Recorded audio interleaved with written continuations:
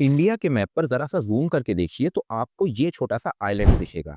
और इस छोटे से आइलैंड पर इंडिया हर साल 800 करोड़ रुपए से ज्यादा खर्च करता है। लेकिन ऐसा क्यों? दरअसल इस आइलैंड का नाम है द ग्रेट निकोबार आइलैंड।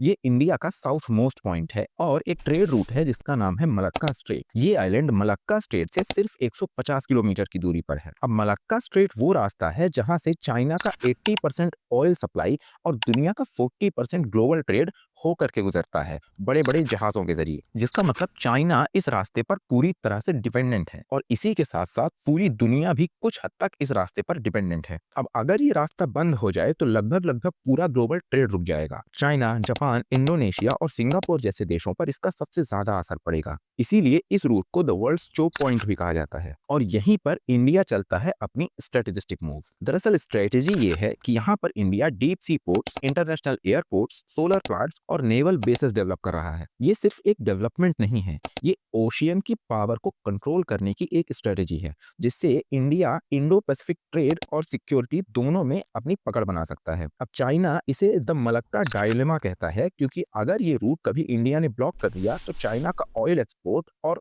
लगभग लगभग पूरा ट्रेड सिस्टम ही कोलैप्स कर सकता है। हालांकि इसके अलावा और भी अल्टरनेटिव्स हैं, लेकिन ये रास्ता सबसे आसान, सेफ और सबसे सस्ता माना जाता है, जिसकी वजह से एक्सपोर्ट पर लगने वाले एक्सपेंसेस बहुत घट जाते हैं और चाइना अपनी प्राइस मोनोपोली को कंट्रोल कर पाता है। लेकिन ये रूट सिर्फ इंडिया या चाइना के बीच की समस्या नहीं है, ये रूट पूरी दुनिया की समस्या है। अमेरिका और जापान जैसे देश भी चाइना के एक्सपोर्ट पर बहुत ज्यादा डिपेंड करते हैं और क्योंकि वो सारे ट्रेड्स यहाँ से होकर के गुजरते हैं, इसीलिए अमेरिका और जापान जैसे देशों के लिए भी ये रास्ता बहुत ही क्रिटिकल पॉइंट है। और इंडिया का द ग्रेट निकोबार प्रोजेक्ट इस बात को इंश्योर करता है कि इंडियन ओशन पर किसी दूसरी पावर की ज्यादा पकड़ न बनने पाए।